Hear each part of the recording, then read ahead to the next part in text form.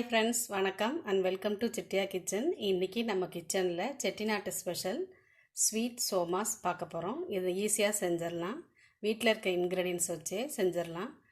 வீடியோக்குள்ளே போகிறதுக்கு முன்னாடி எங்கள் சேனலை சப்ஸ்கிரைப் பண்ணாதவங்க சப்ஸ்கிரைப் பண்ணிக்கோங்க. அப்படியே பக்கத்தில் இருக்க பெல் ஐக்கானை கிளிக் பண்ணிக்கோங்க. அப்போ தான் நாங்கள் அப்லோட் பண்ணுற வீடியோஸ்லாம் நோட்டிஃபிகேஷனாக உங்களுக்கு வரும். எதையும் மிஸ் பண்ணாமல் நீங்கள் பார்க்க முடியும். வாங்க இப்போ நம்ம செய்ய ஆரம்பிச்சிடலாம். ஸ்வீட் சோமா செய்கிறதுக்கு 1 கப் மைதா எடுத்து வச்சுருக்கேன். அதில் கொஞ்சமாக உப்பு சேர்த்துக்கலாம். சேர்த்துட்டு நல்லா மிக்ஸ் பண்ணி விட்டுருங்க.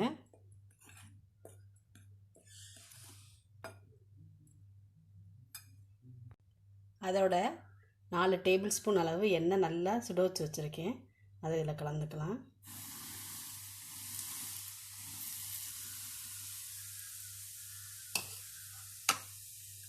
எண்ணெய் நல்லா சூடாக இருக்கணும், அப்போ தான் சோமாஸ் நல்லாயிருக்கும்.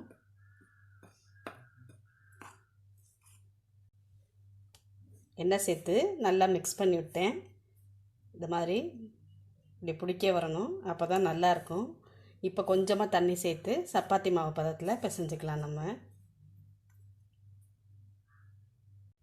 இது மாதிரி நல்லா பிசைஞ்சிருங்க.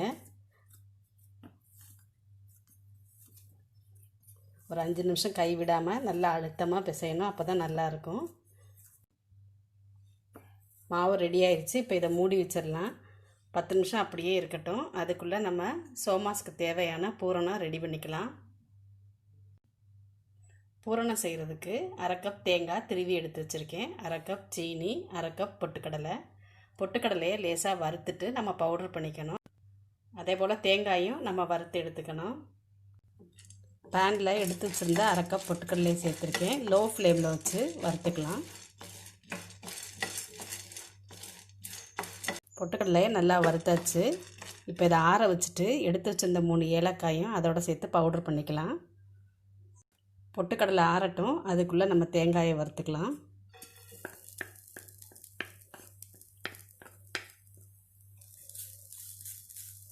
லோ ஃப்ளேமில் வச்சு வறுத்துக்குங்க. நல்லா ட்ரையாக வரணும், அது வரைக்கும் வறுத்துக்கணும். தேங்காய் நல்லா ட்ரை ஆயிடுச்சு. இப்போ ஸ்டவ்வை ஆஃப் பண்ணிவிட்டு இதை வேறு பவுலுக்கு மாற்றிக்கலாம். வறுத்த தேங்காயை இந்த பவுலுக்கு மாற்றிக்கிட்டேங்க. இப்போ 1/2 கப் சீனி அதோட ஆட் பண்ணிக்கிறேன்.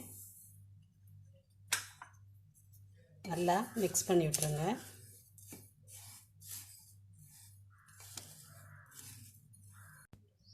பொட்டுக்கடலையும் ஏலக்காயும் பவுடர் பண்ணி வச்சுருக்கேன். அதையும் இதோட ஆட் பண்ணிக்கிறேன்.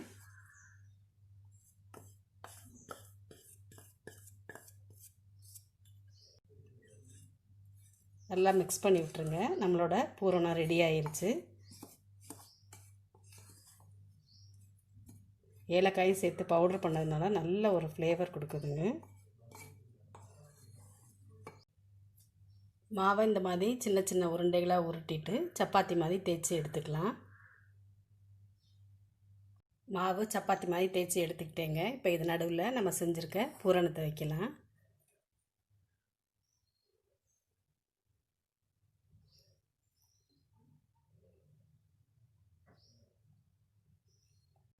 இப்போ ஓரங்களில் லேசாக தண்ணி தடவிக்கலாம்.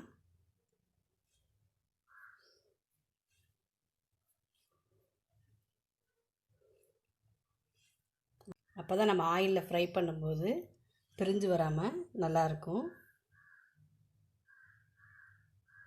நல்லா ப்ரெஸ் பண்ணி விட்டுருங்க.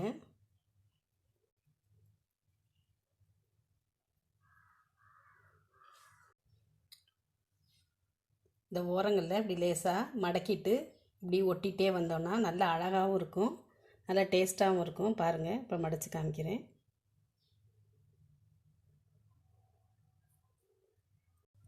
இந்த மாதிரி செஞ்சு எடுத்துக்கோங்க. இது மாதிரி செய்ய முடியலன்னா லேசாக ஓரத்தில் ஒட்டினதோட ஃப்ரை பண்ணி எடுத்துக்கலாம், அதுவும் நல்லாயிருக்கும்.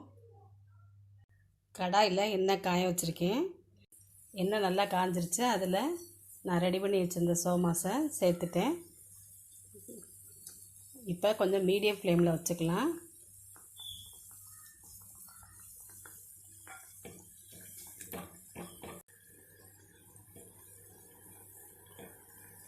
கோல்டன் ப்ரௌன் கலர் வந்ததும் நம்ம எடுத்துக்கலாம்.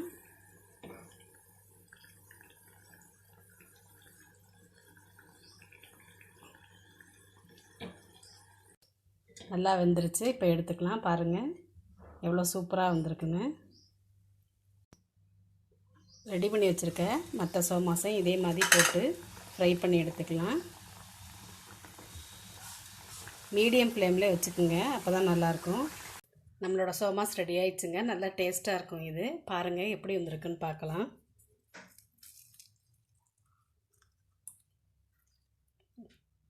எவ்வளோ சூப்பராக வந்திருக்குன்னு பாருங்கள். நீங்களும் ட்ரை பண்ணி பாருங்கள். இந்த வீடியோ உங்களுக்கு பிடிச்சிருந்தா லைக் பண்ணுங்கள், ஷேர் பண்ணுங்கள், உங்கள் கமெண்ட்ஸ் பதிவு பண்ணுங்கள். தேங்க்யூ.